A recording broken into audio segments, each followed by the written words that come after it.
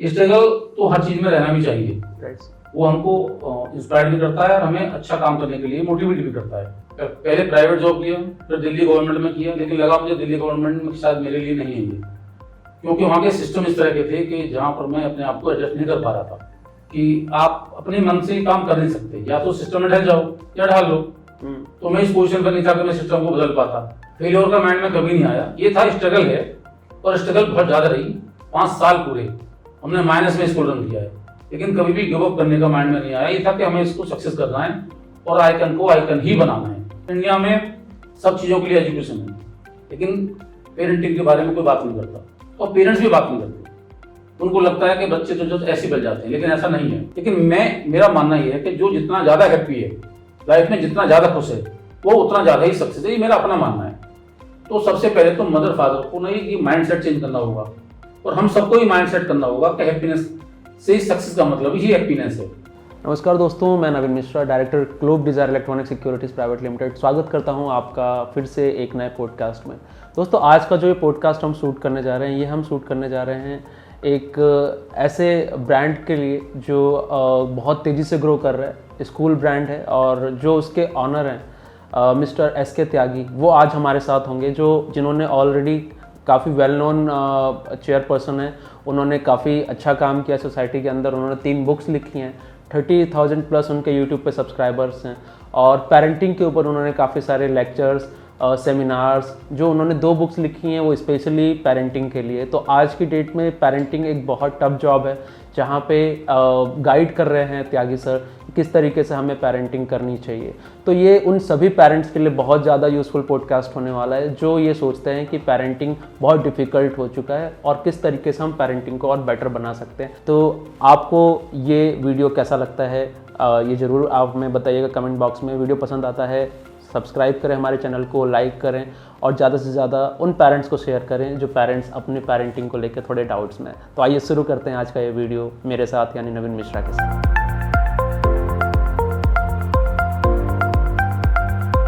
त्यागी sir, स्वागत है आपका हमारे इस पॉडकास्ट पे। फाइनली आप हमारे साथ हैं यहाँ पे।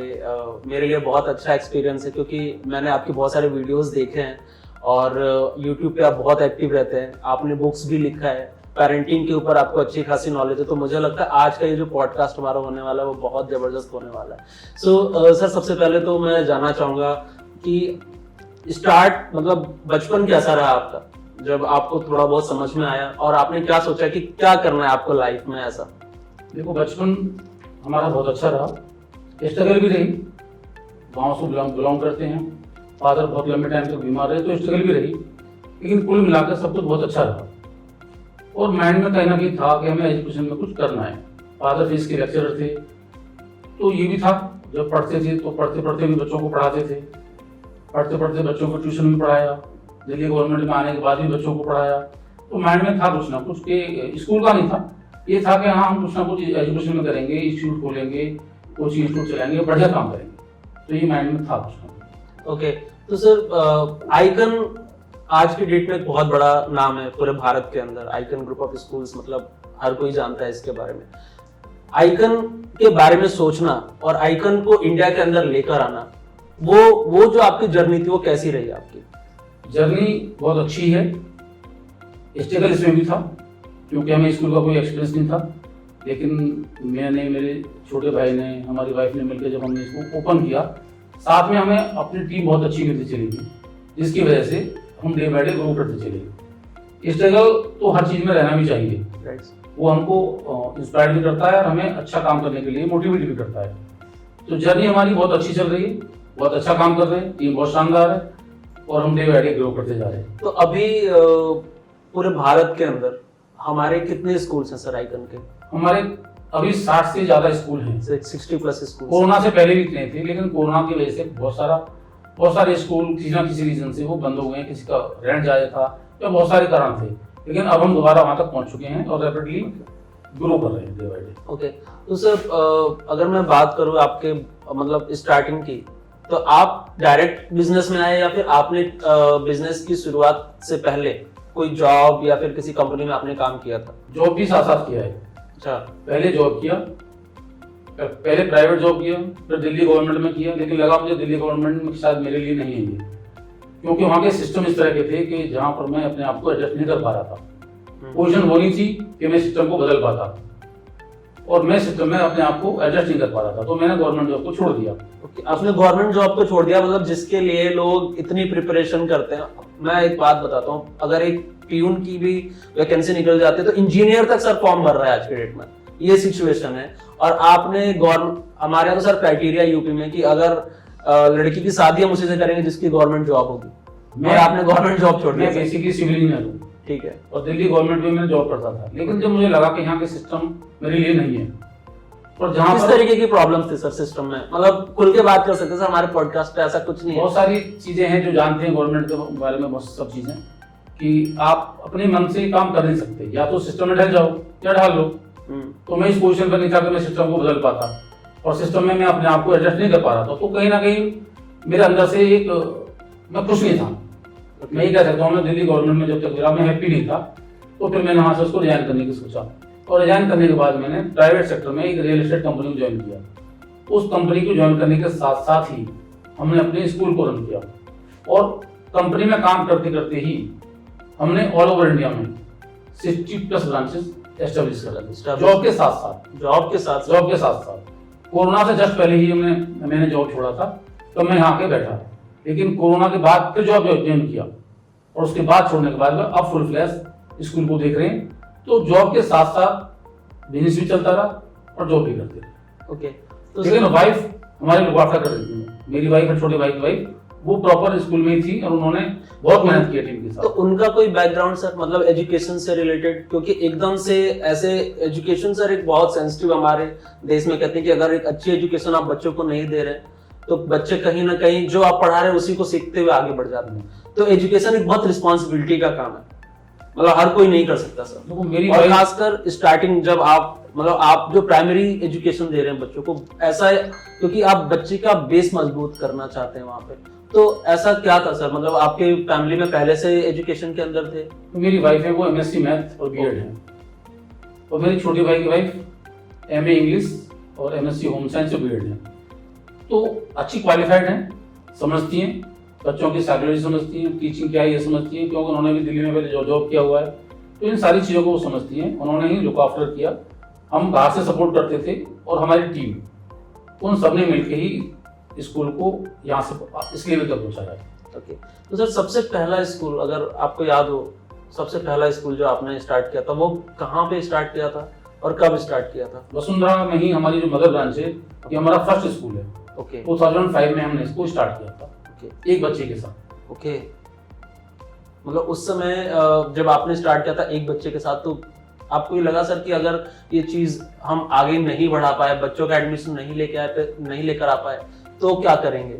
ऐसा माइंड में कभी नहीं था, फेलियर का माइंड में कभी नहीं आया। ये था स्ट्रगल है, और स्ट्रगल बहुत ज्यादा रही, 5 साल पूरे हमने माइनस में स्कूल रन किया है, लेकिन कभी भी गिव अप करने का माइंड में नहीं आया। ये था कि हमें इसको सक्सेस करना है और आइकन को आइकन ही बनाना है। राइट सर, वो माइंड में था कहीं ना कहीं हमारे में, गिव अप का कभी माइंड में नहीं है। तो सर एक चीज और मैं जानना चाहूंगा, ये जो आपके अंदर ये जो चीज थी कि गिव अप नहीं करना है या फिर पॉजिटिव थॉट लेके, क्योंकि आजकल ऐसा बहुत कम देखने को मिलता है, हम लोग छोटा सा फेलियर होता है लाइफ में तो गिव अप कर जाते हैं। 5 साल तक लॉस में स्कूल को रन करना, क्योंकि 1 साल आज की डेट, 1 साल कैसा 6 महीने कोई लॉस के बिजनेस को रन नहीं करना चाहता। कैसे बैकअप कैसा था, मतलब किस तरीके से बैकअप की तो आप अगर बात छोड़ दें, अंदर से क्या होता था सर कि इसको अब आगे लेके चलना है आइकन को, कहीं ऐसा तो ना हो कि 5 साल के बाद भी 6ठे साल भी लॉस में रहे, तो इस तरीके का डर तो होगा ही सर मन के अंदर आपके? नहीं, फेल का डर कभी नहीं था, स्ट्रगल बहुत ज्यादा था, मतलब ज्यादा का मतलब बहुत ज्यादा। सर किस तरीके का स्ट्रगल? फाइनेंशियल स्ट्रगल होता है, मेन है बिजनेस में, मेन है फाइनेंशियल स्ट्रगल। तो पैसों की बहुत ज्यादा तंगी थी, इस वजह से हम दोनों भाई जॉब करते रहे, और जॉब की में जो हम अर्न करते थे वो हम स्कूल में लगाते थे। ओके, तो बैकग्राउंड जो था वो कहीं ना कहीं जॉब करने का रीजन भी ये था, क्योंकि हमें स्कूल को ग्रो करना था, इसलिए 5 साल तक हम इसको डे बाय डे, क्योंकि स्कूल ग्रो भी कर रहा था, ऐसा नहीं था कि माइनस में था।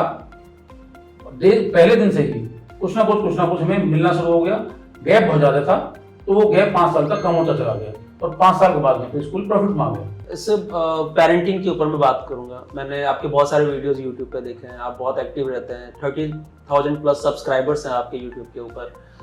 सर आजकल का जो पेरेंटिंग कल्चर है, मुझे ऐसा लगता है, क्योंकि मैं भी एज अ पेरेंट की बात कर रहा हूँ, हम लोग बहुत ज्यादा अपने बच्चों को लेके मतलब पजेसिव हो गए हैं।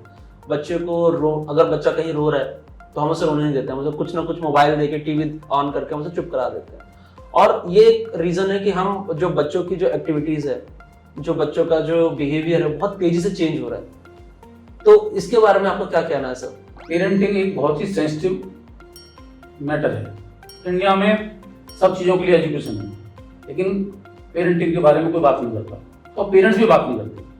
उनको लगता है कि बच्चे तो जो ऐसे बन जाते हैं, लेकिन ऐसा नहीं है। कोरोना के पीरियड में जब हमको टाइम मिला तो मैंने फेसबुक लाइव भी किया था काफ़ी मोटिवेशन के ऊपर, लेकिन मुझको लगा कि अगर पेरेंटिंग पर वर्क किया जाए तो शायद मोटिवेशन की भी जरूरत नहीं पड़ेगी। पेरेंटिंग अगर सही से बच्चों की हो जाए तो बच्चे मोटिवेट रहेंगे। आज बच्चों की परवरिश ही पेरेंट्स सही से नहीं कर पाते हैं। मैक्सिमम पेरेंट्स को नहीं पता कि अपने बच्चों की अपब्रिंगिंग को कैसे करनी है, बच्चा चाहता क्या है, इसकी साइकोलॉजी क्या है, इसको कैसे टैकल करना चाहिए, इससे कैसे बात करनी चाहिए, हमें घर में एक दूसरे के साथ किस तरह व्यवहार करना चाहिए।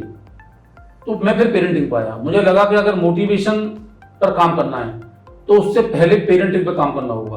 और स्कूल में भी हमने बहुत से पेरेंट्स को देखा है कि जो बच्चों के लिए बहुत ज़्यादा परेशान रहते हैं, बच्चों को पैम्पर करते हैं। मदर फादर बच्चों को लेकर बहुत ज़्यादा परेशान रहते हैं, रोते रहते हैं। हमने रोते हुए पेरेंट्स को देखा है।